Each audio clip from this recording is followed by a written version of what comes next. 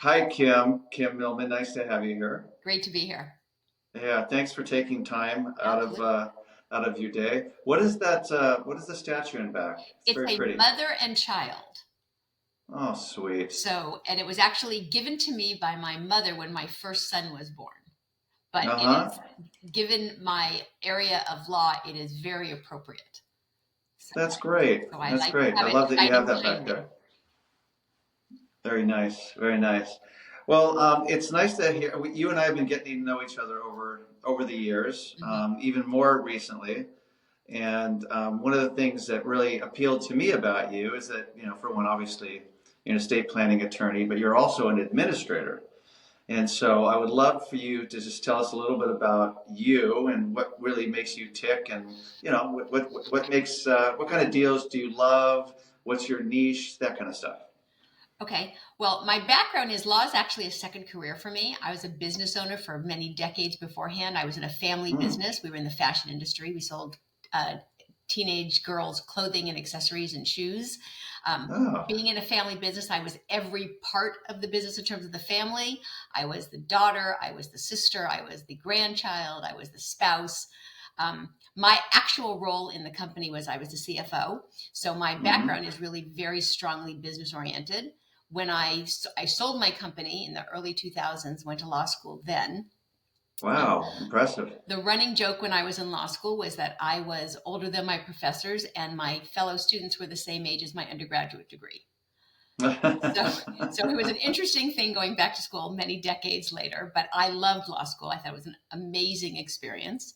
But the Hmm. advantage of being an attorney later in life is I get to pick and choose what I really love to do and what my natural Hmm. talents are.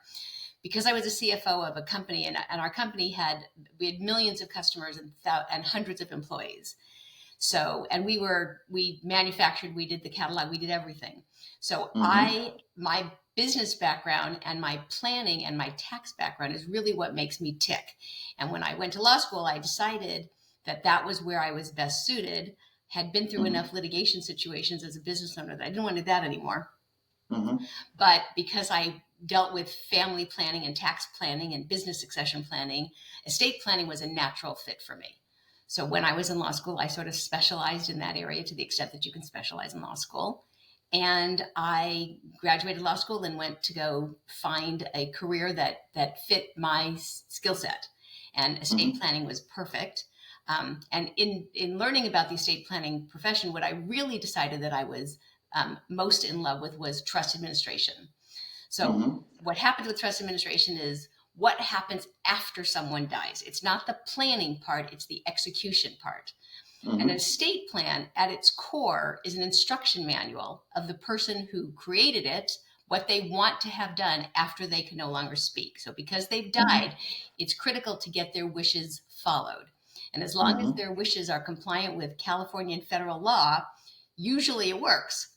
Where the challenge is whether people did things less than perfectly while they were alive, Hmm. or the family or whoever is trying to administer the estate after the fact doesn't understand the rules of the game and they try to do it themselves.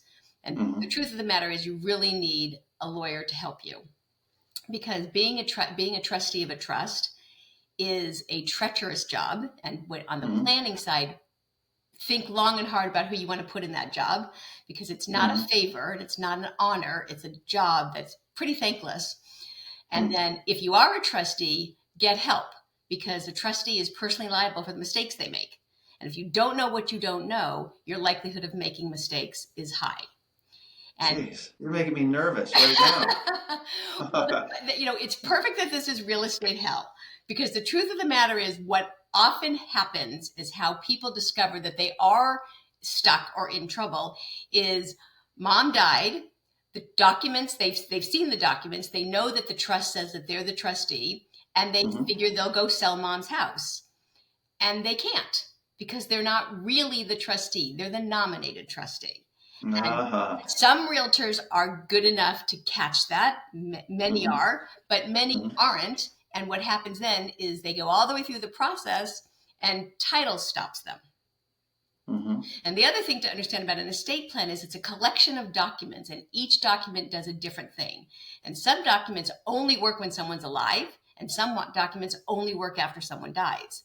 And Mm-hmm. I would say my first real estate hell story has to do with someone who was a daughter of somebody who passed away and did not know how the documents work.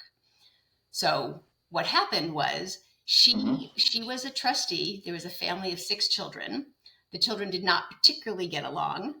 Mom was alive at the beginning of this story, but she wasn't doing well. The mother had an estate plan, including a power of attorney. The most important thing to understand about a power of attorney is it only works when you're alive. The minute Mm-hmm. someone dies, a power of attorney has no value at all. So mom was alive. She was in a healthcare facility. The daughter decided to rent out her house because they needed the money from the rental income to pay for the care facility, which is a perfectly great thing to do. It's better to do that than to sell the house to pay for the care facility, because the tax results are much different that way. Sure. So using the power of attorney, the daughter found a tenant, hired a realtor to act as a property manager, had a tenant on board. The tenant was making the checks out to mom, who was alive. Not exactly correct, because the house owned the trust, so the the real estate rental payment should have been made to the trust, but it was close enough. Mm-hmm. But then mom died, and the daughter was still operating under the power of attorney, which had no legal authority at all. So mom's now dead. The siblings start to complain that now they want the house sold. The daughter decides she needs to fix up the house in order to sell it, because it had been it's stereotypical, been lived in 40 years, probably had deferred maybe 40 years long. So daughter fixes up the house, goes to sell the house. The realtor, who had been acting as the property manager, acting under the power of attorney, signs a listing agreement, completely invalid, and they end up, fortunately, selling the house to the tenant. The deal gets all the way to title, and title says, you can't do this. There's no authority here. And so that's when I come into the picture. That's when they found me. And I said, well, you've done many things wrong that you can't do here, but fortunately you have a very friendly buyer who's willing to let us fix everything. So we had to undo the sale, undo the escrow, because it was already through escrow to this point, have the daughter appointed as the trustee, and proceed with the sale. That part seemed to be okay once we got through those steps. But then the daughter says to me, I need to get reimbursed from the sale proceeds for the money I paid to fix up the house. And I said, great, you can do that. You're a valid creditor to the trust. Give me receipts.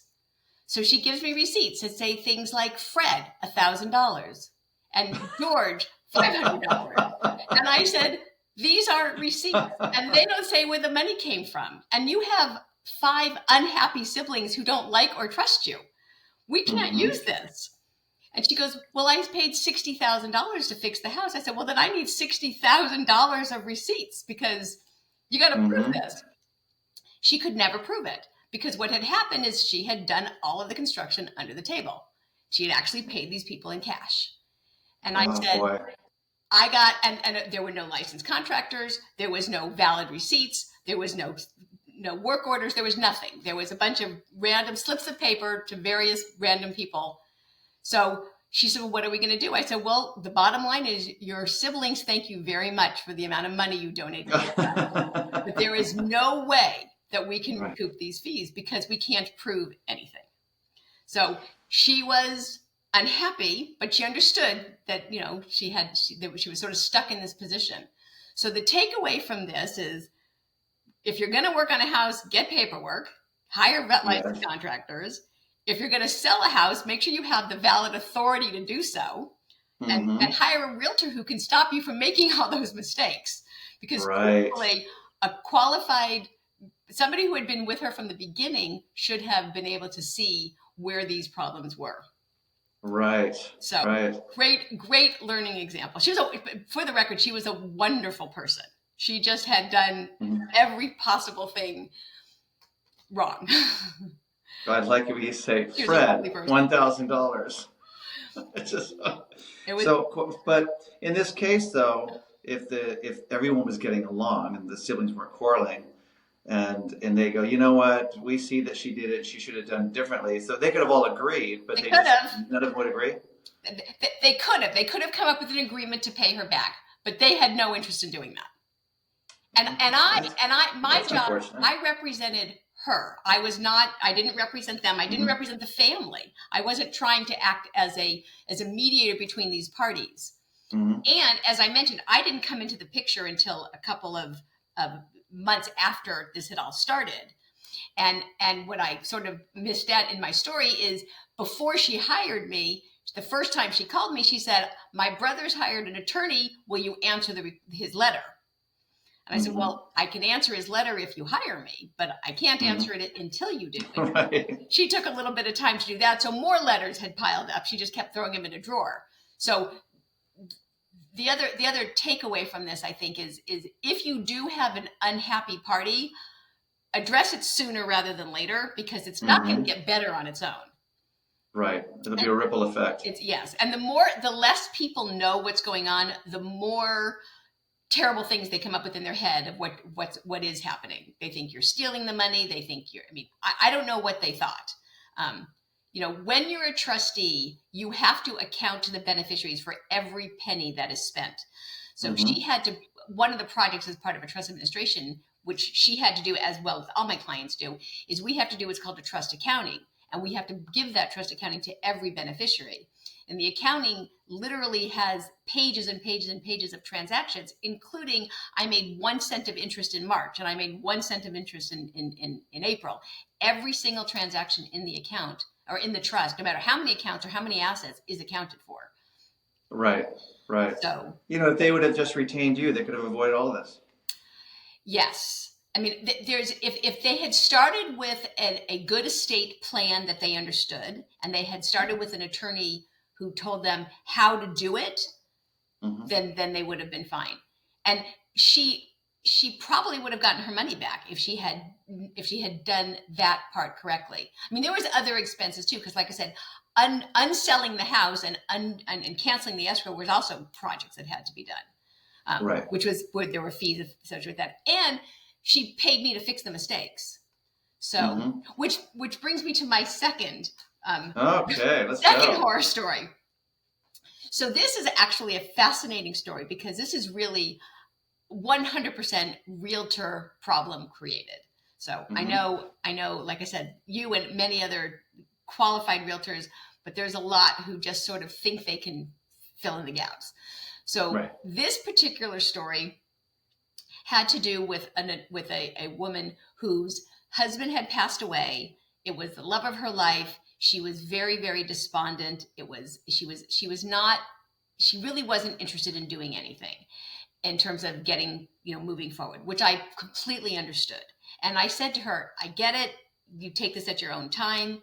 It was a family where everybody got along. She had been married to her husband for decades. They had 2 children. It was like it was Ozzie and Harriet. Everybody loved each other. So I said to her, "There's no rush. You do whatever makes you comfortable." She says, "Fine." A couple months later, she calls me up. She says, "Well, I'm having a problem with escrow." I said, "You're having a problem with escrow? How did you sell the house?" Because I had done nothing. I had not done anything for her yet. And she said, "Well, a realtor came to my house and knocked on my door and told me she had a buyer, and I just couldn't go through the process of hiring somebody. So I told her okay, and I sold the house to her, or to her buyer." And I said, "Well, who's representing you in this transaction?" And she says, "Well, I guess she is." That's a good question. And I have a basic problem with that as a concept, although I know it's legal. It seems a little. You talking about dual agency? Dual agency, yeah. It seems a little unlikely that the person can actually be a dual agent well. Right. So I talked to the agent. I rushed to get things done, to get in terms of record some documents that gave her, take her husband off of the paperwork, put her onto the deeds, things like that. And there was several different times the same exact story would happen. She would not talk to me. She would not want to do anything. And then she would say, "The realtor said to do this." And after 4 or 5 times, then every time this happened, I had to undo what the realtor had done. And I said to her, Wow. why do you keep talking to the realtor and not me? I mean, I had drafted the trust for this couple. I knew the family. And she said, well, the realtor told me that every time I talk to you, you're going to charge me, and she'll do it without charging me. And I Wow. said, I literally called up the realtor and I said, I'll tell you what, I won't be the realtor. You won't be the lawyer. Mm-hmm. I don't know what you do. You don't know what I do. Let's both stay in our lanes.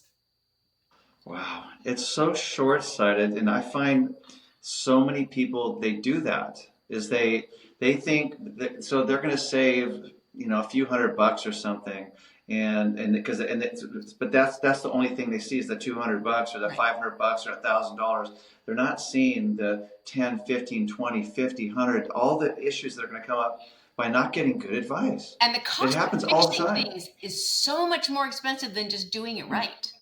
Right. I mean, it is not easy to undo things. So if you do it wrong and you have to redo it, you're paying. Even if you didn't pay for the first thing to be wrong, you're certainly paying for this, step 2 and step 3 to fix it. Mm-hmm. So, which brings me to What's my- interesting is oh, that I go up for deals all the time where I'll walk in and it'll be like a couple of siblings and the father and mom's in assisted living wherever it happens to be, and they just say we just want to sell, we just need the money. I said, okay, I understand, that's great. Do you have a trust? Do you have an estate planning attorney you're talking to? Have you spoken with your CPA? And everyone's just sitting there like, what? No, we don't need to do that. We're just going to sell it. No, it's take the money. I said, no, there's capital gains. There's this.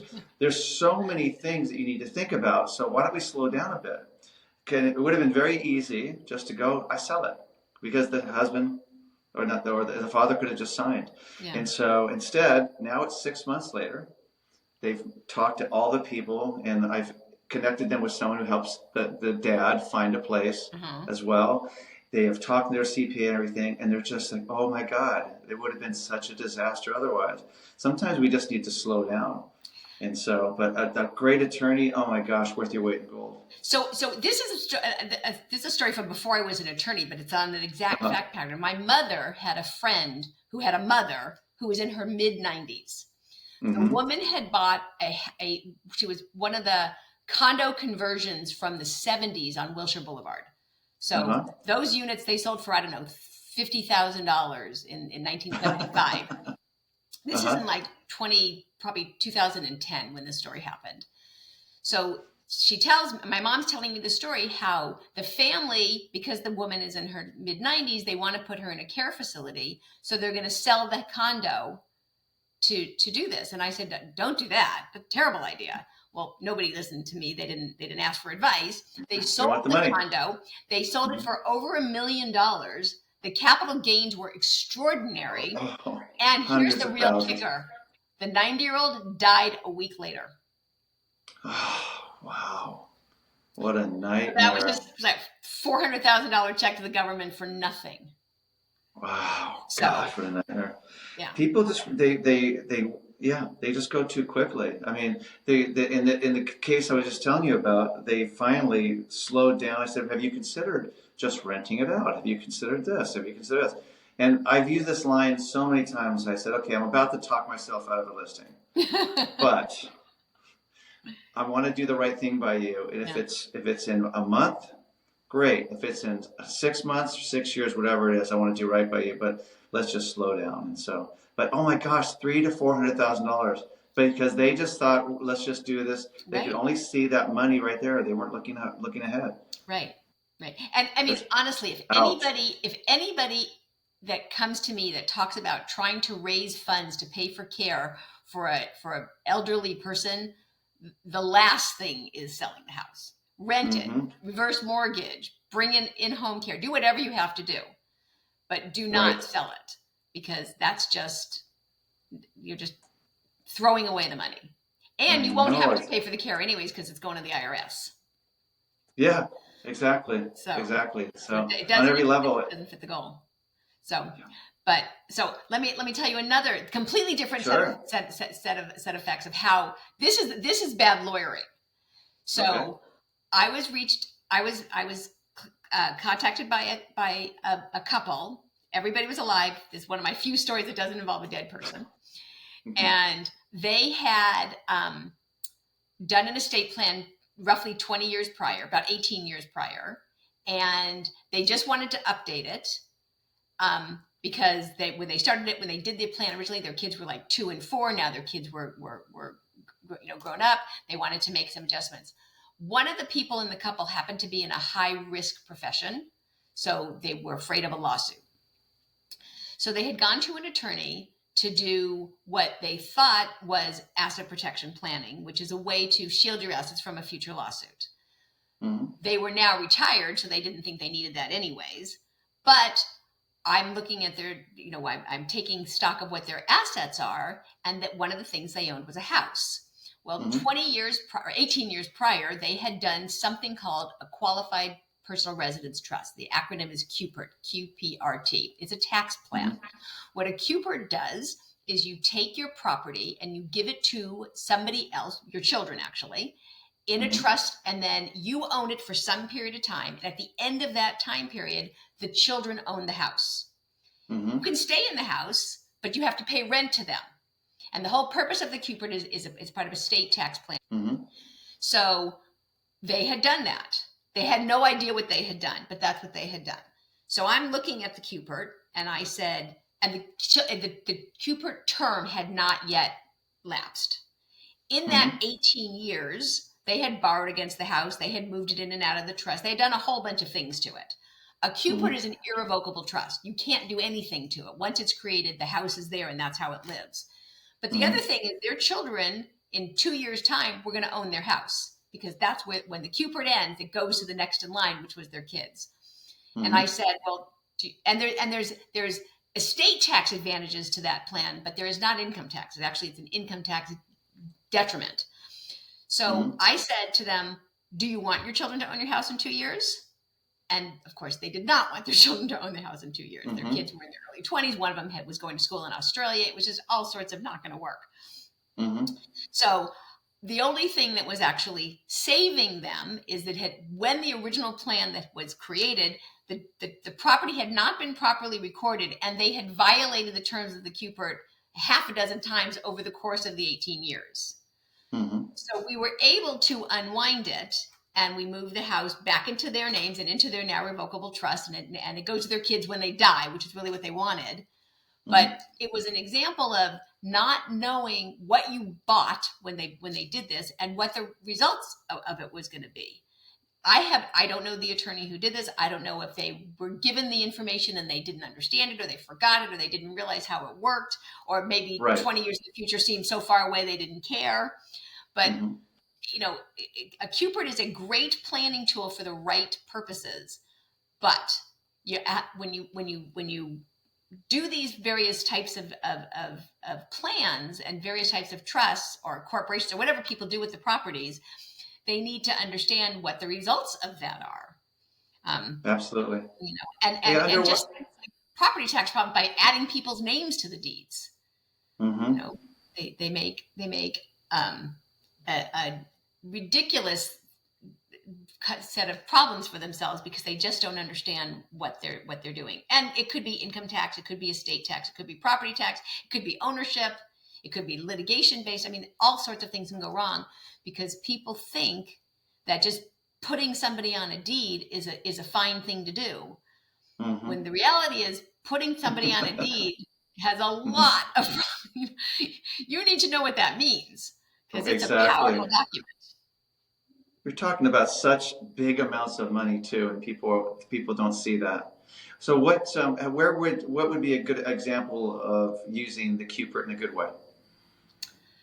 So let's say, for example, you have a very wealthy family and you're trying to move assets down into another generation, and you want to do it in a long-term timeline while the growth of the asset is not being affected. So I'll give you an example. So let's say you have people who have a house worth $10 million. and you know it's going to keep going up in value. And they want to give it to their children and not have it affect their estate tax exemption. So when they die, they won't pay estate taxes on that asset. Because estate tax laws change around over the years, but historically, they have been between 40 and 60% over the amount over the exemption. Currently, the exemption, well, right now it's because the law that was just passed, it's $15 million. But in the past, it's been as low as a couple $100,000. So if you have a big asset and you think you're going to pay 40 to 60% tax on it, there's a value in getting it out of your estate for that growth. So what a Cooper does is it freezes that value of the house at its value before the Cooper starts. So, and Coopers are on average 20 years long. They could be longer or shorter. So you say the house is worth $10 million. In 20 years, it could be worth $20 million, but you've given it away at a $10 million value.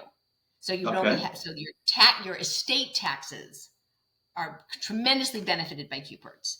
And again, for people who are very wealthy, who want to get less, even more money out of their estate, they don't care about paying rent to their children because that's more money to the kids out of the parents' estate before their death, so it doesn't have a estate tax problem.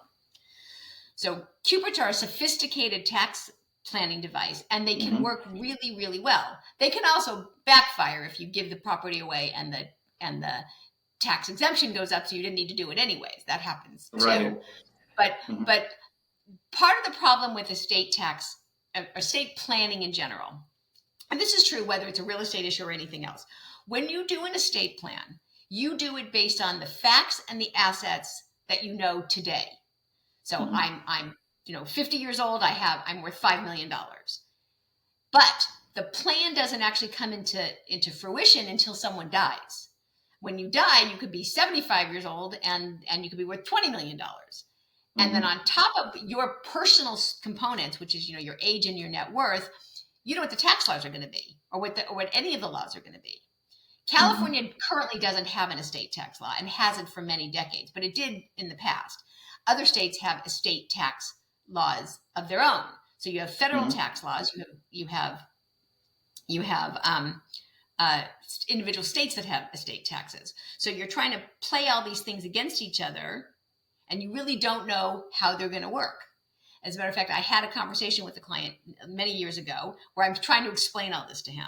And he's, as I'm talking, his eyes are rolling back and he looks like he's going to explode. And he goes, I don't get it. He goes, I'm just too confused. I want you to tell me exactly how many dollars I'm going to have to pay in taxes when I die. And I said to him, well, you tell me exactly when you're going to die and exactly how much you're going to be worth when you die. I'll try to guess on what the laws will be, and then I can give you an educated guess. But the reality is, great answer. I don't know. And from an estate planning side, really what's critical is to know what you're doing on the front end, get competent advice, and stay on top of it. If you're worth $5 million, and in the future you're worth $2 million, or you're worth $20 million, your documents are going to be different. You're going to need to change those. People have an unrealistic expectation that the future is going to change. They kind of think things are just going to stay. And I've often said the easiest clients to plan for are 90-year-olds with 70-year-old kids, because you pretty much have your facts down at that point. But when you talk to a young couple with young children, you have no idea what the future looks like and how long the future horizon is. Right. Well, my wife and I just redid our trust, just because we've had it for years and years and years, but then of course we've adopted since then, and there's just a lot of changes that have happened. And so we're looking at this, and I'm thinking there's still so many unknowns because you don't know. And so so everything you're saying is what we were being told too. It's just you just have to revisit. Just know that there's adjust as you go. You're going to spend a little bit of money, but it's going to save you tons of stress, time, money. And so couldn't agree more. There's no doubt that will a trust work in the future? Well, let me rephrase that. Will a trust be legal in the future? Yes. Will it work? Not necessarily. Maybe not the way you want. Yeah. The story with the Cupid, it was a valid plan. It just they hadn't sustained it correctly, but more importantly, it didn't do what they wanted it to do. Right.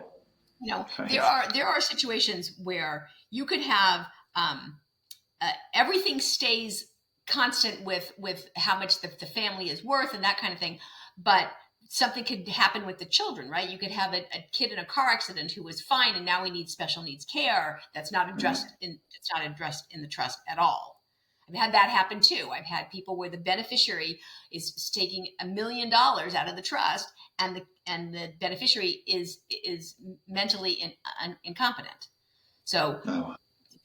the fix for that is you have to hire another attorney, because I don't do anything in the courtroom.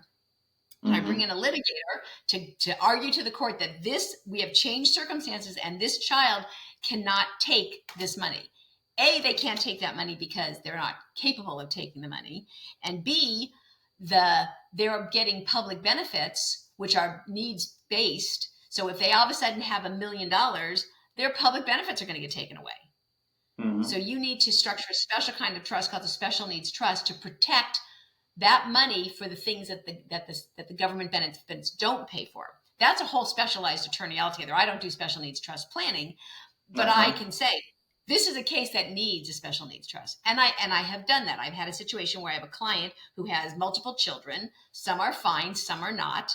I draft the trust to go to the healthy children, however, outright, but I team up with a special needs trust attorney to draft the share for the child that needs a special needs trust. Yeah. And so you put together the team. You put together the team. And the truth of the matter is the average family has no idea about any of this until they've experienced it. They don't know even families that have disabled children, they don't know what happens when they're not being in charge anymore.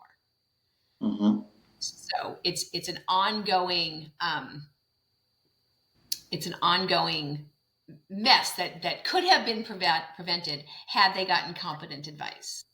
Which, let me throw another real estate hell story. So I represented a woman who was a lovely person who had the proverbial terrible sister. And her father had died many years ago. Her mother had done an estate plan that made the two girls together co-trustees. These two women would not be able to agree if it was Tuesday. They were completely incapable of having any kind of civil discourse of any kind. On top of that, the parents were a real estate family. So they had a couple of multifamilies and a couple of single family properties, and they had done their estate plan to give the respective child specific properties. Well, that very seldom works because the likelihood of those properties existing in any kind of, well, even if they exist at all, is question number one, because oftentimes they get sold.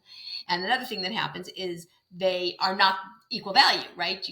They could start out as equal value, but one is got tons of deferred maintenance and one is in a high tax area, and who knows. So this, the before her mother died, the mother had sold off all but one of the properties. So mom now dies. The two girls can't agree on anything. They're co-trustees. The one sister hires one attorney. The other sister hires me. The other attorney won't even talk to me to figure out how to work together. And on top of that, the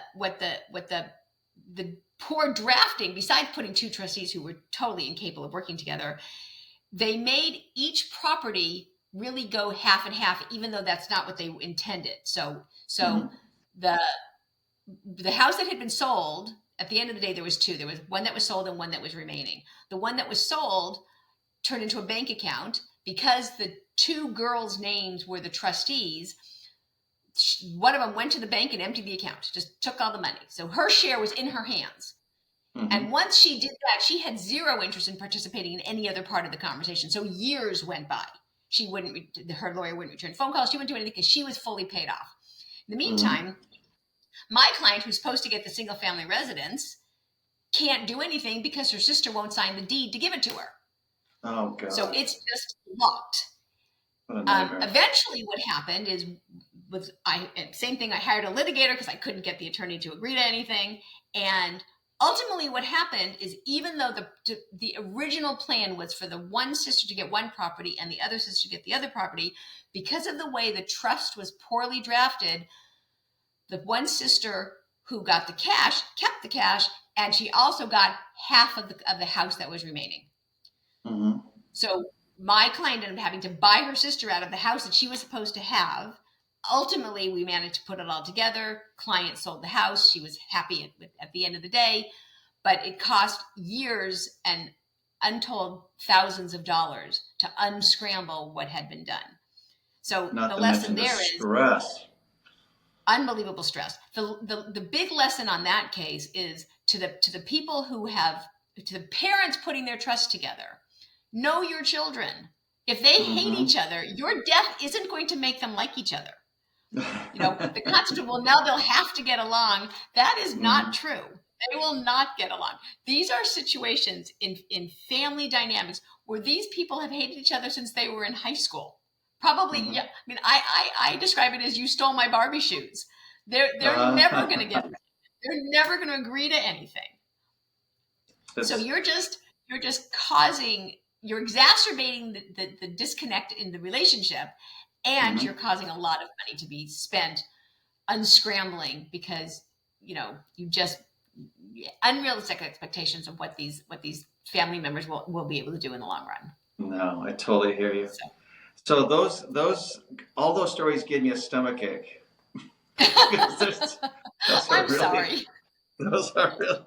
It's like, but that's exactly what it's good to hear this because it puts you kind of on notice to go, let's be aware of this kind of stuff so that when stuff Yeah, does come up that we can do better. And so, I have one last question for you.